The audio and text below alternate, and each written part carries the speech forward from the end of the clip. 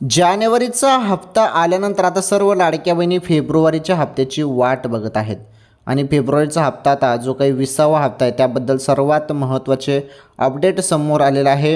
हा हप्ता कधी तुम्हाला भेटणार आहे त्याबद्दल जी माहिती आहे ती माहिती आपण इथे बघणार आहोत।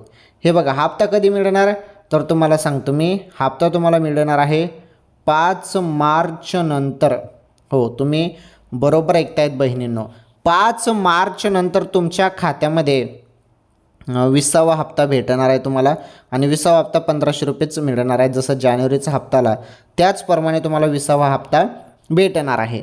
ओके, तर सर्वांनी थोडी वाट बघा।